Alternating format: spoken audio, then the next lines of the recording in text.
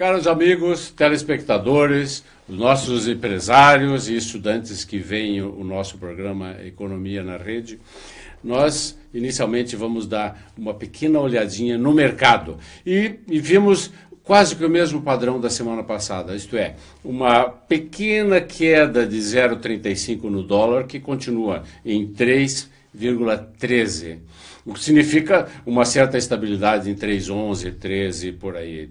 E quanto à Bolsa, ela acumula nesses últimos 3, 4 dias uma valorização de 0,67, o que significa também o mesmíssimo padrão na semana passada, que é o mercado está em franca expectativa a respeito das reformas. O que vai sair de Brasília, do Congresso Nacional, que todos nós esperamos que não seja o parto da montanha. Nós não podemos deixar de considerar uma coisa importante nesse instante, especificamente, que, com respeito ao debate democrático, a gente percebe, a gente sabe, né, que de um lado se houve razões de fazer, né, razões positivas, de outro lado se houve contra-razões de não fazer, e assim que os representantes, depois de ouvir a sociedade, formulam e elaboram as leis. Esse é o processo democrático por excelência. Mas acontece que, no nosso instante agora, nós estamos vendo uma coisa lastimável acontecendo, que é alguns dos lados, alguns dos participantes desse grande diálogo nacional preferem não atacar as ideias, mas atacar o adversário, na sua honra, até mesmo na sua aparência. E, por exemplo, divulgando fotos na internet onde aparece determinado político que é contrário a determinada ideia, com a face distorcida, etc, etc. E até mesmo a gente está percebendo alguns insultos e coisa exatamente antidemocrática. E nós podemos dizer que isso não é absolutamente um padrão que nós gostaríamos muito, que é o padrão europeu e o padrão americano. Isso é um padrão mais, infelizmente, venezuelano. Nós temos o prazer hoje de receber aqui o Coronel Tomás, que é formado pela Academia Militar de Agulhas Negras e é o comandante do 1º Batalhão Ferroviário do Exército aqui em Lages. E nós gostaríamos de, como primeira questão, Coronel Tomás, com algum, digamos, encolhimento previsível da Odebrecht, resultante da Lava Jato, o setor de engenharia do Exército poderia ocupar mais espaço ainda? Bom dia. Bom dia, professor Hildebrando. Bom dia, amigos da Imagem TV. Uma satisfação poder estar aqui contribuindo nesse programa. O Exército Brasileiro, ele na sua estrutura, né, e como missão constitucional, ele pode realizar convênios com entes da administração pública nos níveis federal, estadual e também municipal. Nós não realizamos uma atividade concorrente com as empresas nacionais. Nós realizamos uma atividade complementar. Uma missão que busca cooperar com o desenvolvimento regional, tanto no âmbito nacional, mas regionalmente também. Então, poderíamos participar desse esforço? Poderíamos sim, desde que fossem feitos convênios que podem ser feitos com órgãos da administração pública federal, com órgãos do Estado e também com órgãos municipais. Mas Coronel Tomás, mas nesse caso, a gente pode prever que as 3 principais empreiteiras do país estão profundamente envolvidas em escândalos, né? O que eu estou sugerindo com um certo encolhimento dessas instituições, dessas empresas, alguém teria que ocupar esse espaço. Poderia ser o Exército ou teríamos que esperar uma outra empresa nacional que assuma vulto e assim por diante? O Exército poderia? O Exército tem uma capacidade de realizar muito trabalho. Entendo. Obviamente que ele tem uma limitação em termos de meios, né? Claro. Ele já faz isso na atualidade, regionalmente. Hoje nós temos 2 convênios firmados aqui na região. Nós estamos fazendo a estrada do Caminhos da Neve, lá em São Joaquim, né, que tem o objetivo de ir até a cidade de Bom Jesus, lá no Rio Grande do Sul, concluindo aquele trecho. E temos aqui também um trecho da BR-116, com destacamento nosso operando ali na cidade de Vacaria, né? Num trecho de 75 quilômetros, onde fazemos toda a manutenção desta malha. Perfeito. Uma coisa que eu gostaria também de perguntar é uma antiga dúvida, né?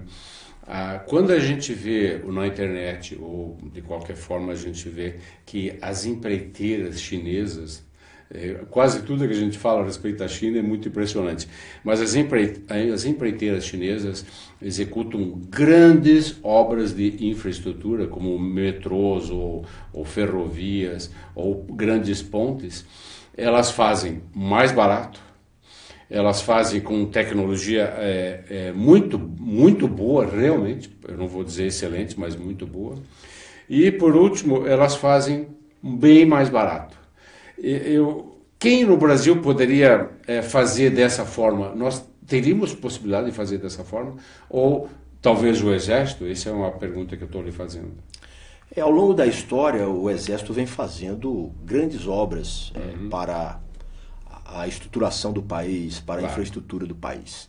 O nosso batalhão ferroviário, por exemplo, ele na década de 70, ele concluiu a construção do viaduto do Exército, o V13, ali na região de Roca Salles e de Passo Fundo, que à época era o segundo maior viaduto ferroviário do mundo, né? O maior das Américas e o segundo maior do mundo. Só havia um viaduto maior, que era na antiga Iugoslávia, né? Um viaduto de 143 metros de altura, 509 metros de comprimento. Então, o Exército tem essa capacidade de fazer grandes obras. Recentemente, nós trabalhamos na duplicação da BR-101, né, ali no trecho de Qual Natal. Trecho aqui na Santa Catarina? Não, trecho de Natal até Recife. E continuamos também agora ali na região de Sergipe, fazendo esses trabalhos. O senhor diz, o nosso batalhão ferroviário está trabalhando lá? Ou o Exército. Lá o Exército. O Okay. Exército está fazendo. O batalhão ferroviário de lá está restrito ao Estado? Não, nós podemos fazer obras em todo o território nacional, mas por uma questão geográfica, né? Certo. Nós temos um departamento de engenharia de construção que fica em Brasília, ele já direciona as obras, os convênios, dentro de uma perspectiva regional. Então, os nossos trabalhos, eles são normalmente no sul do país, mas já fizemos trabalhos em São Paulo, em Minas Gerais, em Goiás e também no estado do Mato Grosso. Deixa eu lhe perguntar, do ponto de vista econômico, a crise também afeta a quantidade de obras do Exército, coronel? Eu diria que, digamos, não há orçamento suficiente, assim por diante, a quantidade de obras designadas para o Exército também é menor. Isso ocorre? Com certeza. Com certeza, porque é um impacto direto no orçamento federal, no orçamento dos estados e dos municípios, né? Então é importante destacar que os nossos convênios, eles podem ser realizados nos 3 níveis, né? Então, com uma oferta menor de recursos, né, públicos, certamente que impacta nessa questão da celebração de convênios. Então existe capacidade ociosa do Exército, provavelmente? Na atualidade, sim. Na atualidade, sim. Que é uma lástima, né? É uma lástima porque nós temos grandes coisas para fazer. Mas uma coisa interessante é que o batalhão ferroviário constrói rodovias. Não é interessante isso aí, coronel? Por que ele sai da especialidade, digamos assim, dele? Ele poderia fazer, digamos, não sei se é possível, mas já o batalhão ferroviário faz rodovias. Ele poderia fazer, por exemplo, aeroportos ou portos ou coisa assim, ou não? Sim. Poderia? Poderia. Na verdade, o batalhão ferroviário ele possui uma qualificação e um corpo técnico que possibilita a realização de obras diversas. Nós fazemos obras ferroviárias, fazemos implantações rodoviárias, que na atualidade tem sido o nosso carro-chefe. Trabalhamos com portos, né? Já trabalhamos no Porto de São Francisco e também no Porto de Imbituba. Trabalhamos num porto fluvial na cidade de Cachoeira do Sul, lá no Rio Grande do Sul. trabalhamos com obras hídricas. Então, quando se fala em obras de engenharia, de uma maneira geral, o batalhão tem qualificação e aptidão para realizar quaisquer obras que sejam. E quais são essas obras que o batalhão está envolvido hoje? Na atualidade, como eu falei, nós temos 2 convênios em andamento, né, que é a estrada Caminhos da Neve, lá em São Joaquim. Que vai até Canela, Gramado ou não? A perspectiva do Caminhos da Neve, dessa estrada, é que faça uma interligação da BR-282 até Gramado, né? Então, nós estamos na atualidade a 14 quilômetros da divisa dos estados, do Rio Grande do Sul, e Santa Catarina, e do outro lado existem cerca de 40 quilômetros a serem pavimentados. Ainda não há negociações com o Exército para que a gente se engaje nesse projeto, mas o Exército tem uma perspectiva, né, de continuar trabalhando até chegar à cidade de Bom Jesus da Serra. Que eu me lembro, coronel, depois de São Joaquim, há uma estrada relativamente antiga e consolidada e que vai até Canela e Gramado. Não seria fácil o asfaltamento dessa estrada? Eu não sei se é a estrada que o senhor se refere, se não é o Caminhos da Neve, que ela existe, mas é uma estrada que hoje não é pavimentada. Não é pavimentada. Nós estamos trabalhando nessa estrada, né? Uhum. Nós estamos já com 14 quilômetros construídos. Entendo. E estamos iniciando, possivelmente agora no mês de abril, estamos na reta final aí do repasse de recursos, possivelmente agora no mês de abril ou de maio, nós vamos fazer mais 5 quilômetros. É um projeto desafiador por conta das características do terreno, um terreno muito pedregoso, né? Muita pedra, material de muita necessidade de obras de engenharia? Sim. Obras de arte, digamos? Não, nesse trecho especificamente não. Mais à frente vai haver uma grande obra de arte, que é a construção da ponte que divide os 2 estados, né? Certo. Mas os desafios são por conta da questão da orografia, né, e do relevo, que é um terreno muito acidentado e com muita pedra. Então a gente utiliza muito explosivo para fazer a retirada de rochas do caminho, né? Uhum. Então é um trabalho desafiador.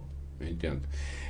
Já que o senhor está envolvido numa obra tão grande assim, o que acontece exatamente quando termina uma obra grande? Todo o efetivo que está trabalhando ali, toda aquela mão de obra, imagino que não é possível fazer o que faz a iniciativa privada, que frequentemente, se não tiver uma outra obra, demite. Não é o caso do batalhão.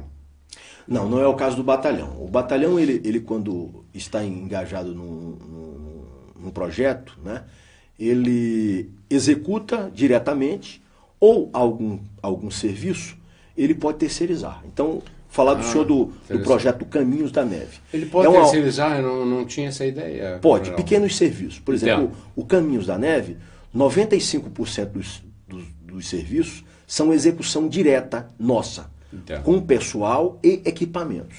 5% são pequenos serviços de sinalização horizontal, sinalização... Jardinamento... Isso, a parte assim. de hidrossemeadura, certo. Nós terceirizamos, porque é um trabalho mais especializado, que não compensa a gente mobilizar um efetivo para fazer sair antieconômico. Entendo. Mas, voltando à pergunta do senhor, o Exército ele trabalha com a formação militar em 3 perspectivas, né? Primeiro, a formação do combatente, que eu diria que é a mais fácil. Quando nós recebemos um jovem, ele é formado combatente. Aquele militar. É a vocação. É o militar apto a sobreviver às situações de combate. Certo. A outra perspectiva é a formação do cidadão. É complementar a formação que esse jovem está tendo na sua casa e na escola, inserindo valores e virtudes necessários aos nossos jovens. E de que maneira? Através de aulas ou coisa assim? Sim, nós temos todo um programa de instrução voltado para isso, né? Então nós temos um programa, como se fosse um programa escolar, que nós chamamos de programa de instrução militar. Mas então é uma escola mesmo, porque se eu tenho um efetivo de 900 ou 1.000, coisa parecida, aqueles que são admitidos já entram para a escola no primeiro ano como calouros, digamos. É assim? Exatamente. Então mas ele passa por um período de formação, que nós chamamos de formação básica, onde ele vai aprender uma série de valores e de ensinamentos como boas maneiras, hierarquia, disciplina, conhecimentos diversos. Ele vai estudar a legislação do Exército, se inserir no ambiente militar.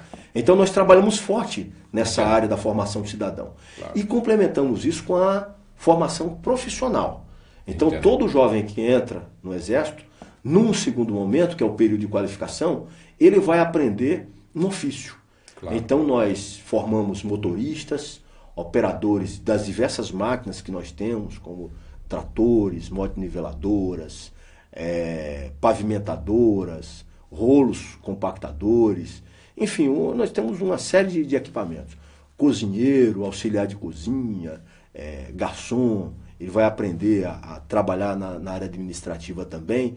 Então, de acordo com a vocação, com a aptidão de cada um, ele é inserido numa formação específica. Então, são esses 3 vetores. A formação do combatente, que eu diria para o senhor que é o mais fácil, é o que nós fazemos assim de uma maneira mais fácil, mas é muito importante para nós também a formação do cidadão e também uma formação profissional para os nossos jovens.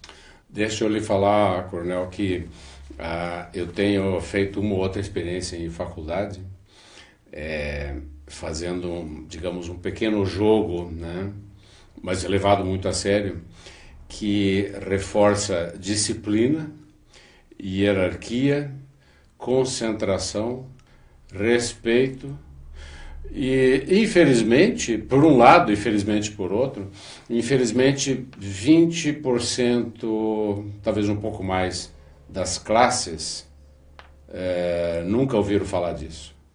Alguns alunos, inclusive alguns estudantes, ficam quase que apalermados, assustados, porque primeiro eles pensam que é brincadeira, né? Concentração, respeito e hierarquia. Concentração porque é estudante, né? E respeito, afinal, né? E hierarquia, eles simplesmente não têm ideia. A maior parte tem. Essa é, digamos, a boa coisa. Eu acho que 3/4 das turmas sabe razoavelmente isso aí. Mas 1/4 não sabe. Então, eu também concordo consigo que essa área de valores, né, das cidadanias é uma área bastante importante também. Deixa eu lhe perguntar uma coisa a respeito da situação da economia nacional, Coronel. Que, como nós estamos vendo nesses últimos anos, a infraestrutura brasileira foi descuidada, né, em alguns casos abandonada, né? E nós temos algumas áreas, infelizmente extensas, da infraestrutura nacional que estão quase abandonadas, né? Então, vamos supor que as coisas continuem como estamos hoje, e com uma estratégia de longo prazo, ou médio e longo prazo. Do seu ponto de vista, o senhor vê à frente um período grande de grandes obras de infraestrutura para o país, na qual o Exército poderia ser um parceiro importante? Eu acredito que sim. Eu acredito que os trabalhos de infraestrutura, eles terão que ser feitos naturalmente, porque o Brasil precisa disso, né? São demandas importantes que vão proporcionar as condições para o desenvolvimento da economia. E o Exército ele tem a capacidade de estar inserido nesse projeto ou nesses projetos, né? Como o próprio nome do batalhão já indica, nós somos um batalhão ferroviário que tem uma capacidade de realizar muito trabalho. Só para exemplificar, o último grande projeto que nós nos envolvemos na área ferroviária foi a construção da Ferroeste, lá no estado do Paraná. No Paraná, quando nós fizemos 276 quilômetros de ferrovia, em parceria com o 2º Batalhão Ferroviário lá de Araguari, em 30 meses, né? Em 30 meses. Então o batalhão tem sim uma capacidade ferroviária, né? E uma capacidade de realizar trabalhos, e nós acreditamos que podemos contribuir sim para o desenvolvimento dessa infraestrutura. No nosso caso, regional, né? No nosso caso aqui regional, a gente tem negociado e ajustado com as autoridades do Estado e também no âmbito federal a possibilidade de termos mais projetos. Então, com o governo do Estado de Santa Catarina, estamos em tratativas com 2 obras, né? Uma é um trecho da Serra do Corvo Branco, né? Ali na região de Urubici. Estamos bem encaminhados, um projeto que está bem encaminhado. E temos também a possibilidade, de uma maneira inédita, né, de fazer uma parceria com o governo do Estado para a construção de um trecho ferroviário na cidade de Rio do Sul. Governador Raimundo Colombo, Rio do Sul. Descendo para o litoral? Ali entre Lontras e Rio do Sul. São 13 quilômetros, é uma ferrovia com vocação turística, né? Turística ali na região. E o governo do Estado, o governador Raimundo Colombo, ele tem sinalizado nesse sentido. Nós acabamos de elaborar o estudo de viabilidade econômica, técnica e ambiental para isso, e estamos com uma expectativa boa em relação a essa possibilidade de trabalho.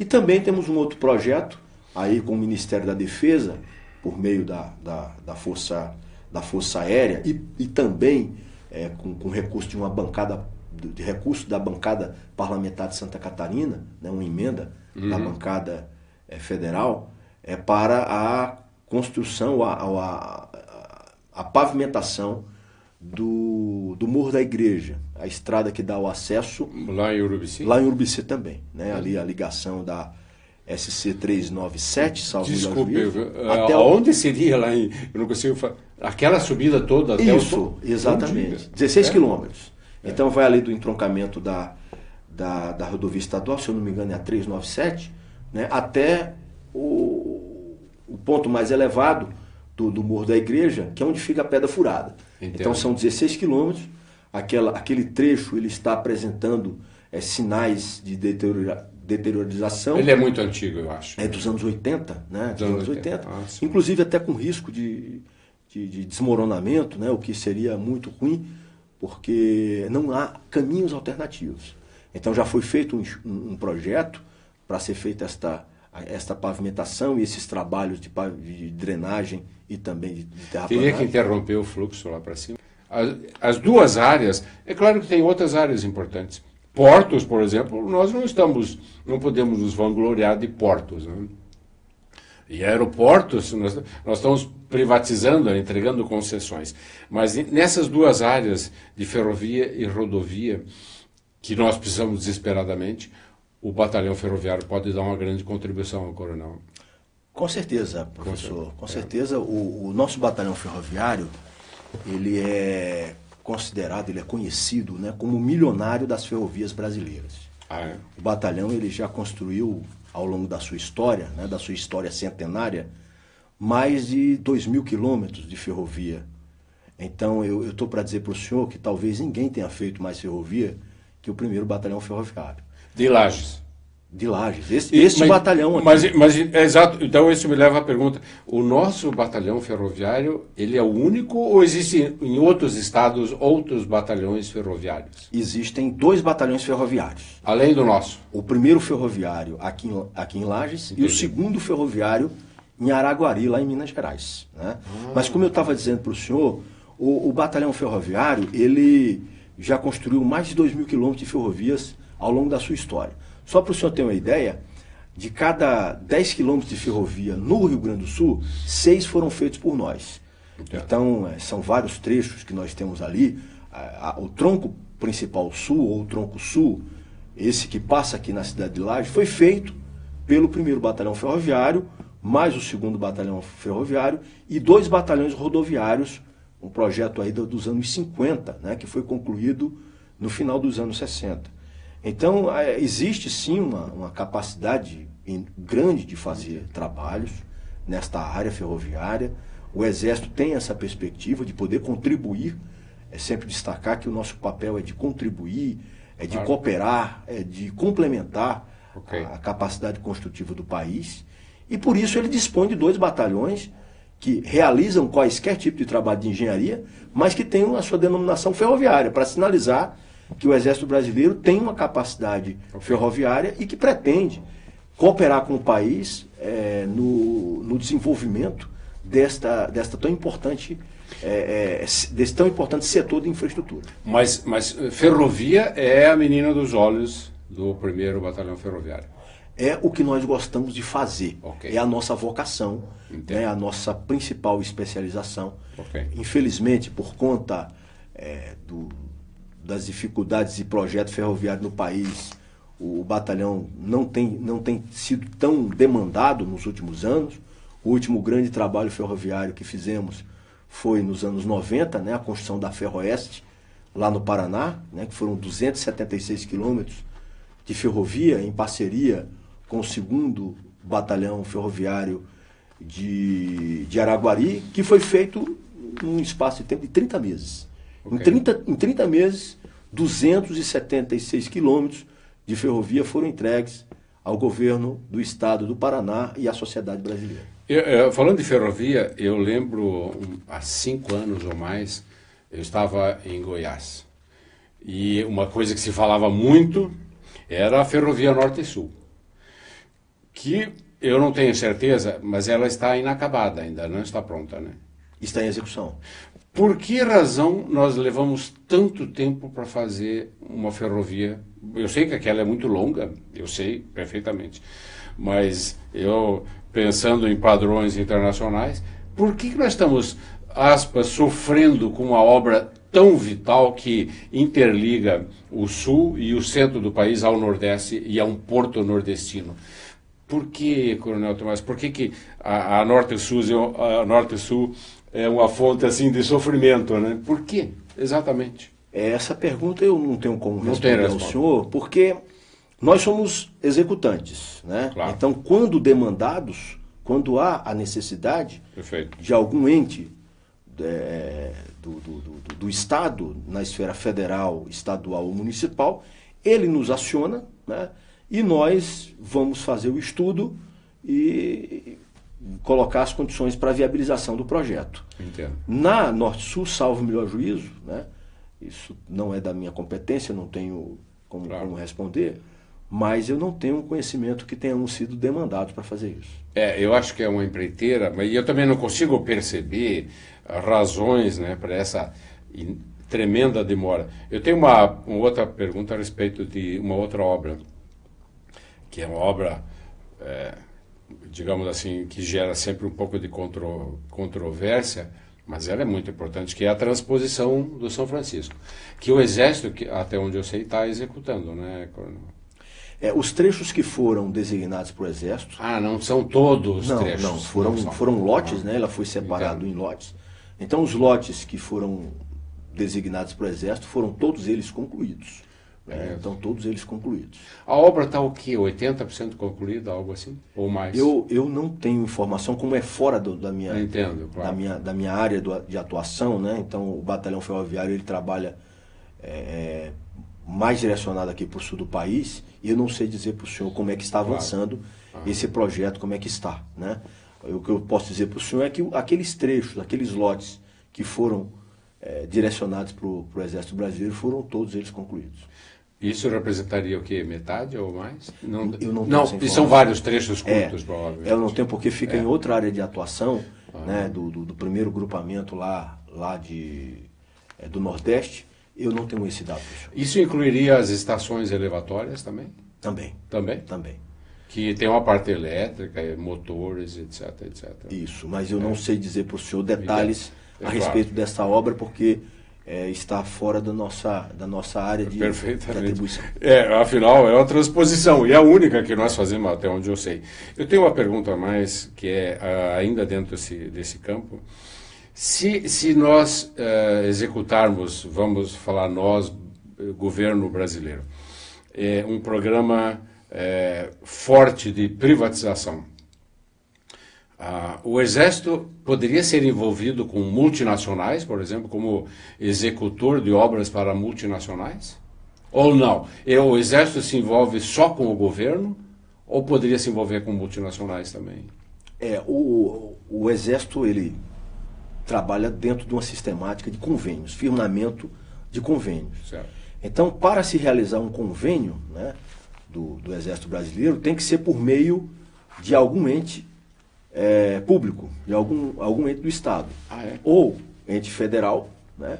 O nosso parceiro mais comum tem sido o DENIT, mas eventualmente a Infraero, né? Mas no país, no nível federal, é mais o DENIT.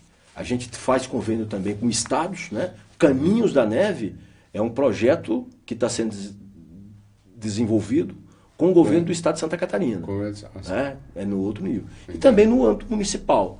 As prefeituras, quando tem algum volume de trabalho e tem um projeto executivo para isso, nos oferece, nós fazemos o estudo de viabilidade técnica, econômica e ambiental e podemos também conveniar com as prefeituras. Perfeito. Nós vamos ter nos próximos dias provavelmente uma série de eventos que é a Semana do Exército, né? Você podia, Coronel Tomás, explicar o que vai consistir exatamente essa Semana do Exército? Aliás, de onde se originou essa ideia de uma Semana do Exército? A primeira ideia que vem é o nosso patrono Caxias. Se refere a Caxias, algo assim? Não. A semana do Exército não se refere a Caxias. Entendo. Caxias, a base é mais a Semana do Soldado, que é lá em agosto. Né? Entendo. Mas a Semana do Exército, ela tem como ideia, né, fazermos uma referência a uma data de criação simbólica do Exército, que é 19 de abril de 1648. Criação como instituição? Como instituição. Entendo. Mas 19 de abril de 1648, que é a data da Batalha dos Guararapes, né? Quando negros, índios e brancos se uniram dentro de uma perspectiva de expulsão do inimigo comum, que era o holandês. Então, Guararapes, ela sintetiza a gênese da formação da pátria nacional, aquele sentimento de ligação do homem com o solo onde estão enterrados os seus antepassados, como dizia Heitzel, né? Heitzel estabelecia essa ideia de... Então, eu tenho uma pergunta, não me leve a mal. Se o Exército Brasileiro tivesse perdido a Batalha de Guararapes, eu estou fazendo uma pergunta de brincadeira, nós poderíamos ser uma civilização holandesa. Essa é uma discussão permanente que nós temos na faculdade, né? O senhor acredita que nós seríamos uma civilização melhor? Professor, essa pergunta é uma armadilha, eu sei que é uma armadilha. A própria ideia de perder não passa na cabeça do soldado. Claro, né? Eu sei. O Exército Brasileiro, ele é um exército invicto, né? Todas as batalhas que ele fez ao longo da sua história, ele se tornou vitorioso, né? Então a nossa perspectiva é sempre de vitória. Perfeito. Né? Eu estava brincando com uma pergunta dessa que é muito provocativa.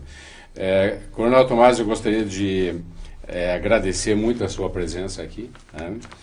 E eu acho que foi um prazer a gente discutir essas coisas que não são exatamente um assunto da economia, mas que pertencem à economia, à infraestrutura, etc. Isso é uma coisa muito importante. Os americanos dizem que a infraestrutura é a joia da economia. Essa expressão não é minha, é uma expressão americana. Mas eu também acredito, a infraestrutura é a joia da nossa economia. E eu gostaria de também agradecer a nossa audiência e pedir desculpas pelo problema surgido com a interrupção da energia e convidar a todos para o nosso próximo programa. E quem quiser rever este programa ou outros programas, basta ir ao YouTube clicando em Imagem TV Lages. Meus amigos, um abraço e até a próxima semana.